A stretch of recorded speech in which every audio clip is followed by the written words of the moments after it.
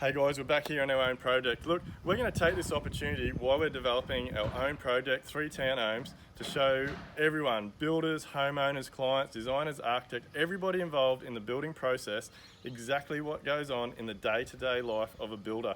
We're going to show you all the things we have to deal with, the complications, the problems, how we resolve them, but we're also going to show you the wins and how we have successes through the job to give everybody involved a good understanding of exactly what happens on a project. And because it's our own, we don't have to worry about upsetting anyone, so we can tell you exactly what happens.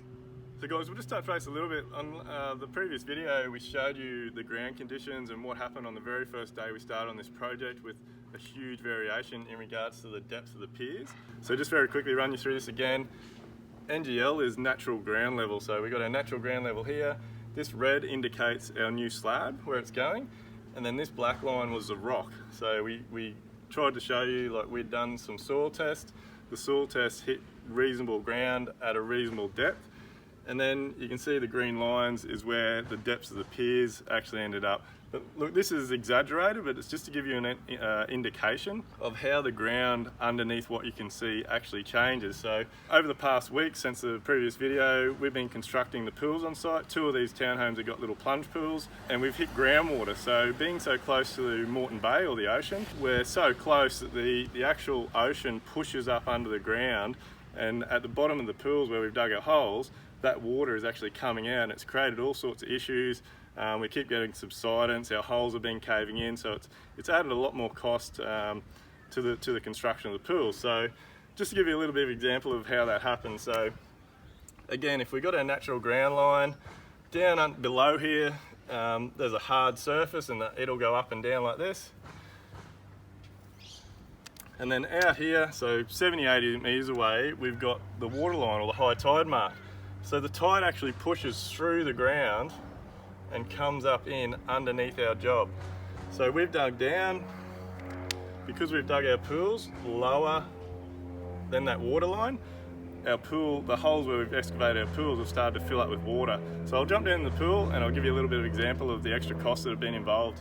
So guys, I'm just sitting in the front pool, and as you can see here, so we've already pumped this pool out this morning.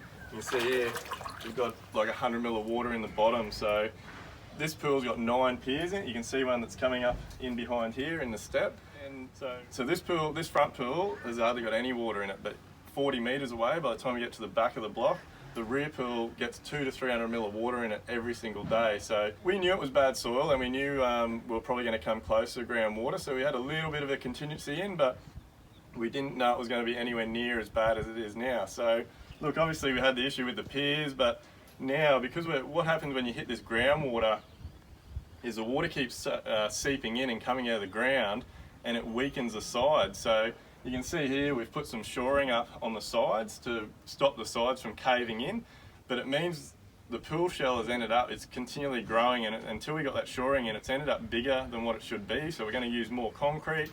We've gone about 3 to 4 days over in labour on these pools. So perfect example here, we're all finished. The guys come in today to do all the pool plumbing and get that in, so we're ready to spray tomorrow. While he slid the pipes in, I don't know if you're going to pick it up in the video, but this bank here is all collapsed.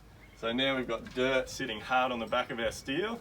So myself and one of the apprentices are going to have to come here tomorrow morning before the engineer and before the concrete pour, and we're going to have to excavate all that dirt out and put some more shoring in. So look, it's just one of those things. Building is not easy, and no one knows what goes on in the day-to-day running of a job. So these are just issues that a builder has to deal with continually on a day-to-day basis. There's always, until you get out of the ground, there is something happening every single day. So things that you've quoted to the absolute best of your ability, you've worked them out off the drawings, you've got everything absolutely perfectly accurate, you can never control the ground. So whether it's groundwater, it's the density, it's the type of ground, you can't control it. So there's always things that can go wrong when you're coming out of the ground. So on this particular side, as I've said, we've got 2 pools, and you'll see, I'm not sure if you can see in the video, this one's substantially different to the front one. So because this one's sitting right on the boundary, and it's right, the actual house footings are right on this edge, it's got substantially more steel in it.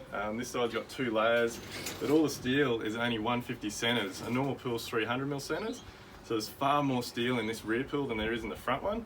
But that's also got a lot to do with the soil condition and the fact that it's sitting on piers. So that strength has to be carried through the pool shell and transferred onto those piers that go down and sit on the rock.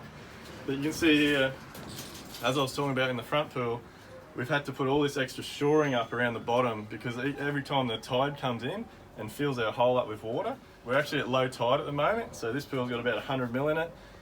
When the tide pushes up out on the water line and pushes through the ground and the groundwater comes through, each morning when we come back here, this pool has about 400 to 500 mil of water in it, which we've then got to put a suction pump in it. We've got to pump the water out before we can start work. So that's the reason we've got all these temporary braces in here, just to hold our shoring up enough until the day we pour the concrete. The concrete will go off in a few hours and we're done then, we're finished, it's all nice and strong. So there's substantially more work involved in these difficult soil conditions than when you're trying to get things out of the ground. Make sure when you're getting a builder to price things that he puts a lot of effort in and gives you the most accurate pricing he can. But look, it's always a really good idea to have a little bit of a contingency up your sleeve, especially when you're working in really bad soil conditions like this particular job.